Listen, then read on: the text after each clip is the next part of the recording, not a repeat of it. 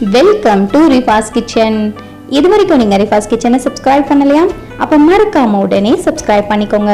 கூடவே இருக்க பெல் ஐக்கானையும் கிளிக் பண்ணிக்கோங்க. அப்போ தான் நம்ம சேனலில் வர அப்டேட் உங்களே உடனுக்குடன் வந்து சேரும். இன்னைக்கு நம்ம என்ன பார்க்க போறோம்னா மல்டி லேயர் அகர் அகர் புட்டிங். ரொம்பவே ஈஸியாக இஃப்தாருக்கு நம்ம எப்படி செய்யலாங்கிறதான் பார்க்க போகிறோம். வாங்க வீடியோக்குள்ளே போகலாம்.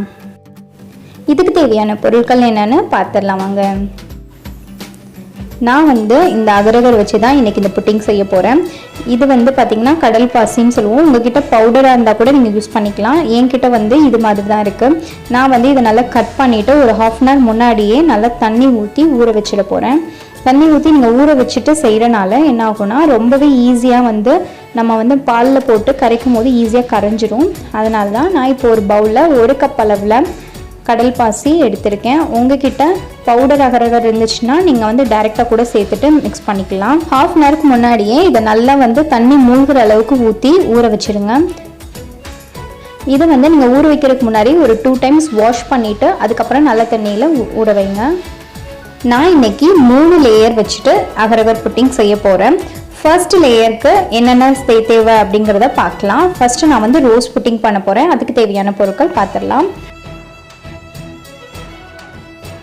இப்போ நம்ம ஸ்டவ்வை ஸ்விட்ச் ஆன் பண்ணிவிட்டு ஒரு பேன் எடுத்து வச்சுக்கோங்க. நல்ல கனமான பேனாகவே நீங்கள் எடுத்து வச்சுக்கோங்க. அதில் கொஞ்சமாக வாட்டர் ஆட் பண்ணியிருக்கேன். வாட்டர் கொஞ்சம் சூடானதும் 150 ml மில்க் ஆட் பண்ணியிருக்கேன். உங்களுக்கு பால் எந்த அளவுக்கு தேவையோ நீங்கள் ஆட் பண்ணிக்கோங்க. பால் பார்த்திங்கன்னா நல்லாவே சூடாகணும். பால் நல்லா கொதிச்சு வரணும். கொதிச்சு நல்லா பால் காய்ஞ்சி வந்ததுக்கு அப்புறமா தான் நம்ம சுகரும் அகர் அகரும் ஆட் பண்ண முடியும். இப்போ பால் நல்லா கொதிச்சு வந்துருச்சு. இந்த டைமில் பால் நல்லா கொதிச்சு வந்ததும் மிக்ஸ் பண்ணி விட்டுட்டு இப்போ நம்ம அகர் அகர் சேர்த்துடலாம். 2 டேபிள் ஸ்பூன் அளவில் ஊற வச்சு அகர் அகர் நான் வாஷ் பண்ணி எடுத்து வச்சுருக்கேன். அதை இதோட ஆட் பண்ணிக்கிற போகிறேன். நல்லாவே ஊறி வந்திருக்கு, உங்களுக்கு பார்த்தாலே தெரியும். இப்போ இது நான் பாலில் ஆட் பண்ணிவிட்டு நல்லா மிக்ஸ் பண்ணி விட்டுக்கிற போகிறேன். நம்ம நல்லா கையை எடுக்காமல் ஒரு 5 மினிட்ஸ்க்குனாலும் இது கரையிற அளவுக்கு மிக்ஸ் பண்ணி விட்டுக்கிட்டே இருக்கணும். அப்போ தான் ரொம்பவே சீக்கிரமாக கரைஞ்சிரும். இந்த டைமில் 2 டேபிள் ஸ்பூன் அளவில் சுகர் ஆட் பண்ணிக்கிறேன். சுகர் உங்களுக்கு எந்த அளவுக்கு ஜீனியோட அளவு தேவைனாலும் நீங்கள் அதுக்கு தகுந்த மாதிரி ஆட் பண்ணிக்கோங்க. இதோட கொஞ்சமாக ஏலக்காய் தூள் ஆட் பண்ணியிருக்கேன். ஆட் பண்ணிவிட்டு நல்லா மிக்ஸ் பண்ணி விட்டாச்சு. இப்போது ஸ்டவ்வை லோ ஃப்ளேம்லேயே வச்சுட்டு 2 டேபிள் ஸ்பூன் அளவில் ரோஸ் எசன்ஸ் ஆட் பண்ணியிருக்கேன். நான் ரோஸ் சிரப் தான் ஆட் பண்ணியிருக்கேன். உங்கள்கிட்ட எசன்ஸ் இருந்தால் கூட நீங்கள் ஆட் பண்ணிக்கலாம். இப்போ நம்மளுக்கு உடனே ஸ்டவ்வை ஸ்விட்ச் ஆஃப் பண்ணிவிட்டு வடிகட்டி வச்சுக்கலாம் ஒரு பவுலில். நீங்கள் எந்த பவுலில் புட்டிங் ரெடி பண்ண போகிறீங்களோ அந்த பவுலில் செட் பண்ணிக்கோங்க.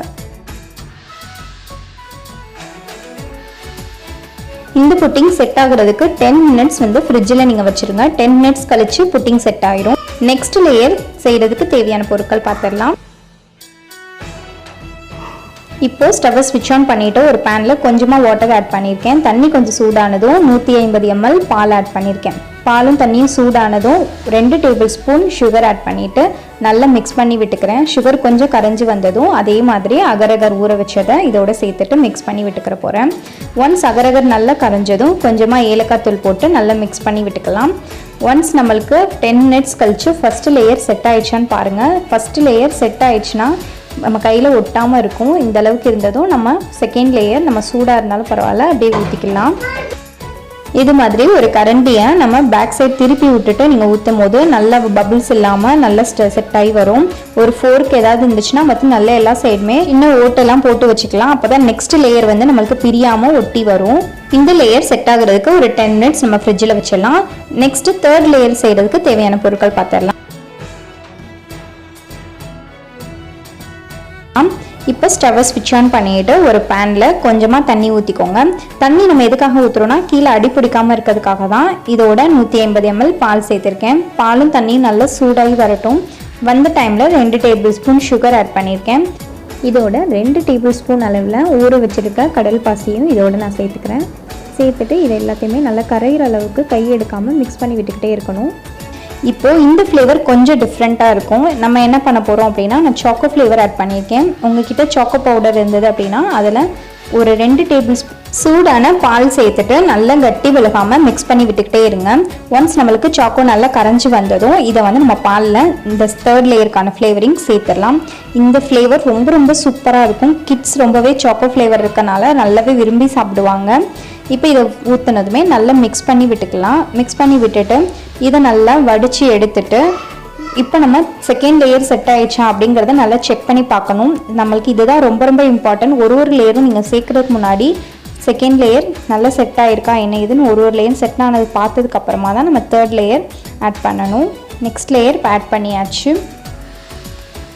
உங்களுக்கு இது மாதிரி பபிள்ஸ் வருது அப்படின்னா ஃபோர்க்கு இல்லைன்னா கத்தி ஏதாவது வச்சுட்டு நல்லா வந்து எடுத்து விட்டுக்கோங்க. அப்போ தான் வந்து ரொம்ப கிளியராக இருக்கும் நம்மளோட புட்டிங். இது மாதிரி நல்லா இந்த பபிள்ஸ் எல்லாம் முடிஞ்ச அளவுக்கு எல்லாத்தையுமே கிளியர் பண்ணிடுங்க. அப்போ தான் ரொம்ப நல்லா வரும்.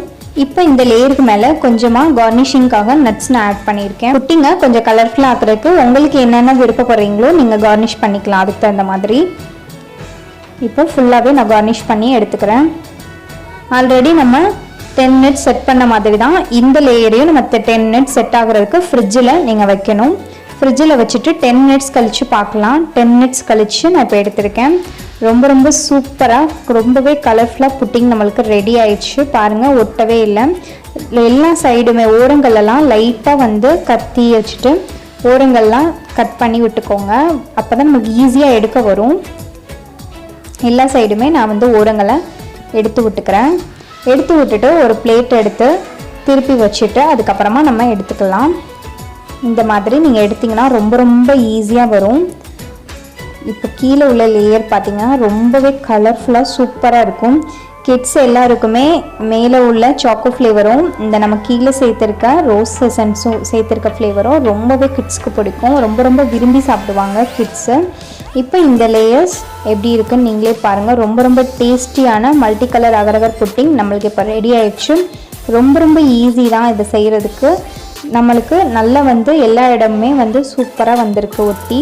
இப்போ நான் இதை கட் பண்ணி உங்களுக்கு காமிக்கிறேன் எப்படி இருக்குன்னு பாருங்கள். ரொம்ப ரொம்ப டேஸ்டியான அகரகர் புட்டிங் நம்மளுக்கு இப்போ ரெடி ஆயிடுச்சு. நீங்களும் மறக்காமல் இந்த இஃப்தாருக்கு இந்த ரெசிபி ட்ரை பண்ணி பார்த்துட்டு எனக்கு கமெண்ட்டில் சொல்லுங்கள். இந்த வீடியோ உங்களுக்கு ரொம்ப பிடிச்சிருக்கா? அப்போ மறக்காமல் லைக் பண்ணுங்கள், கமெண்ட் பண்ணுங்கள். உங்களோட ஃபேமிலி அண்ட் ஃப்ரெண்ட்ஸ்க்கு மறக்காமல் ஷேர் பண்ணுங்கள். ரிஃபாஸ் கிச்சனை சப்ஸ்கிரைப் பண்ணுங்கள். தேங்க்யூ ஸோ மச் ஃபார் வாட்சிங்.